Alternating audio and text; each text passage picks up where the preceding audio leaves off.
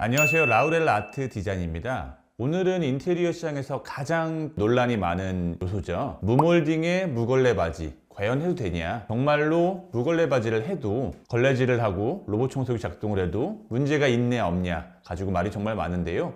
이 부분에 대해서 조금 디테일하게 한번 접근을 해서 알아보도록 하겠습니다. 더불어서 뒤쪽에는 무걸레 바지를 사용할 때 정말 효과적으로 사용할 수 있는 꿀팁도 알려드릴 테니 꼭 끝까지 확인하시면 좋을 것 같습니다. 요즘 인테리어 시장에서의 가장 대세라고 할 수 있는 부분은 뭐니 해도 무걸레 바지의 무몰딩이죠.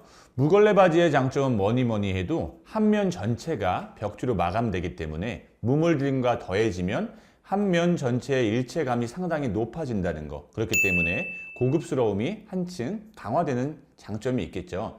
그런데 문제가 있습니다. 실제로 사용하시는 분들이 무걸레 바지를 해서 일상생활이 너무 불편하다라는 불만을 정말 많이 토로하시는데요. 이 부분이 과연 어떤 부분이 맞고 어떤 부분이 틀린지 한번 자세하게 살펴보겠습니다. 일단은 걸레바지라는 용도에 대해서 한번 간단하게 아셔야 될 것 같아요. 걸레바지는 원래 저희가 장판 시공을 할 때는 쓰지 않았던 자재죠. 기존에는 장판을 벽면의 옆쪽까지 올려 태워가지고 저희가 시공을 하거나 급돌이라는 걸 사용해서 장판의 옆면에 이렇게 돌리는 형태로 마감을 했습니다. 그런데 인테리어 자재가 수준이 올라가다 보니 장판이 아닌 마루라는 자재를 사용하면서 저희가 강화마루, 강마루, 원목마루 같은 마루를 이용하면서 걸레바지를 통해서 옆에 사이드월을 보호하고, 이게 단순하게 습기나 청소 시에 보호하는 역할뿐만이 아니고 사실은 어떠한 발구름, 특히나 아이 키우시는 분들은 벽지 아래쪽이 찍히시는 경우가 생각보다 빈번하게 발생합니다. 이런 경우에도 상당히 걸레바지가 제 역할을 독특하게 한다고 보시면 될 것 같습니다.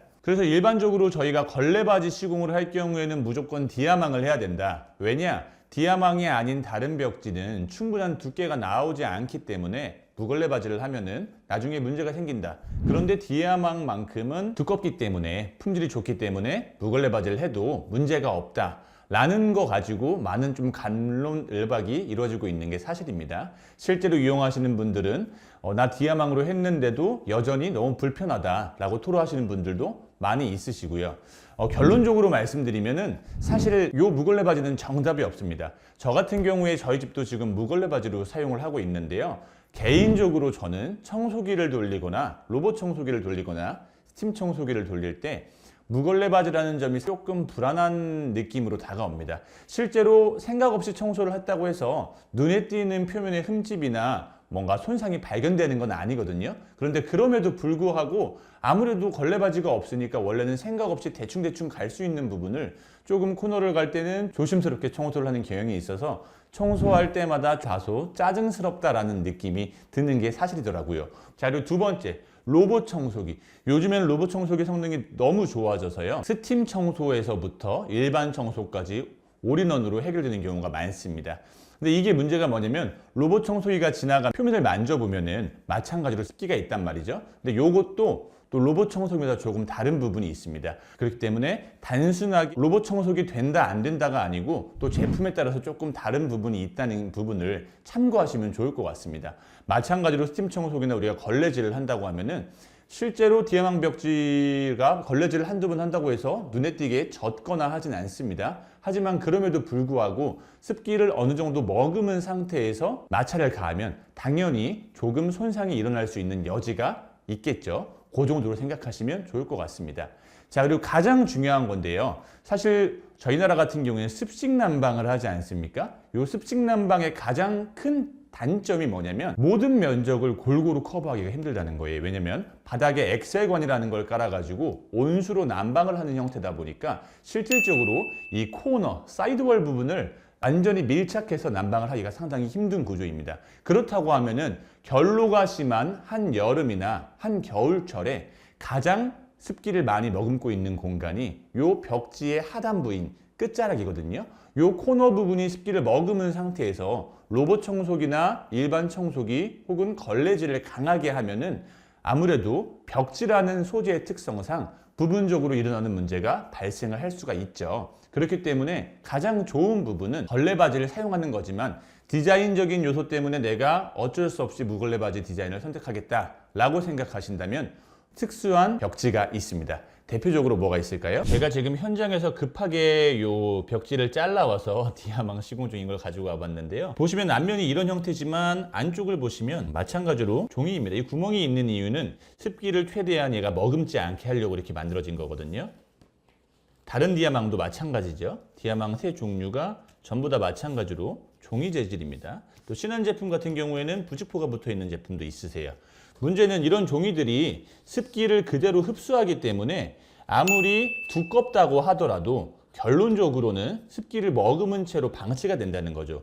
이 상태에서 일반적인 계절에는 상관이 없는데 결로가 아주 심한 계절, 한여름이나 겨울에는 어쩔 수 없이 이 전체가 젖어버리면 아무리 두껍고 코팅이 잘 돼 있다고 하더라도 어쩔 수 없이 일어난 현상이 발생할 수 있다고 보시면 될 것 같습니다. 결론적으로 말씀드리면 벽에서 나오는 습기와 바닥에서 올라오는 습기를 최대한 머금지 않는 벽지를 선택하시면 비교적 조금 더 안전하게 이용할 수 있다고 보시면 될 것 같은데요. 대표적으로 이 자재가 디아망 같은 경우에는 포티스가 있고요. 신한 같은 경우에는 파사드 제품이 있습니다. 특히 파사드 같은 경우에는 뒷면에 별도로 또 부직포가 있어서 시공하기에 조금 더 쉬운 장점도 있는데요. 일반적인 디아망과 이 제품들이 다른 부분이 뭐냐? 치수 안정층이라고 하는 마치 필름 같은 소재의 재질이 벽지 뒷면에 한 층 더 붙어 있어가지고 레이아웃이 추가된 형태라고 보시면 될 것 같습니다. 그래서 벽에서 나오는 습기, 바닥에서 올라오는 습기를 비교적 많이 막아주기 때문에 일반적인 디아망 혹은 일반적인 벽지와 비교했을 때 상당히 습기를 덜 머금고 있는 걸 실제로 확인이 가능하다고 보시면 될 것 같습니다. 그런데 물론 장점만 있는 건 아닙니다. 실제로 이런 제품 같은 경우에는 벽지지만 거의 필름과 벽지의 중간에 가까운 형태로 제작이 되는데요. 필름보다는 물론 시공이 편하겠지만 일반적인 디아망 벽지에 비해서도 면이 완벽하게 고르지 않으면 다소 시공이 어려운 문제가 발생합니다. 그렇기 때문에 인건비나 사전 예방 시공 금액 자체가 아무래도 조금 더 많이 올라갈 수밖에 없는 여지가 있다고 보시면 될 것 같고요. 결론적으로 정리를 한번 해보면은 무몰딩의 무걸레 바지 이쁘긴 합니다. 면 자체가 고르게 일체로 나오는 점이 정말 깔끔해 보이고요. 그렇기 때문에 아무래도 집 전체가 층고가 높아 보이고 넓어 보이는 효과가 분명히 있습니다. 안정감 자체도 상당히 증가하는 것도 사실입니다. 그런데 저같이 귀찮은 성격인 분들, 대충 청소하고 싶고 관리하고 싶지 않으신 분들은 가급적이면 그래도 걸레바지 정도는 색을 맞춰서 그냥 이용하시는 게 어떨까 싶기도 하고요. 그럼에도 불구하고 나는 디자인이 정말 중요하다 라고 생각하시는 분들은 일반적인 디아망보다는 어떠한 치수 안정층, 기재 안정층이 포함된 벽지를 사용하셔가지고 조금 더 습기를 덜 머금을 수 있는 환경을 조성해 주시는 게 좋지 않을까 싶습니다. 특히나 홈 리모델링 같은 경우에는 오랜 기간 살면서 불편함 없이 많은 신경이 쓰이지 않는다는 전제하에 이뻐야지 그 의미가 있다고 저는 생각을 하는데요. 그렇기 때문에 단순하게 디자인적인 요소만 고려하지 마시고요. 나의 라이프 스타일과 내 성격을 복합적으로 생각을 하셔가지고 선택하시는 계기가 되었으면 좋겠습니다. 감사합니다.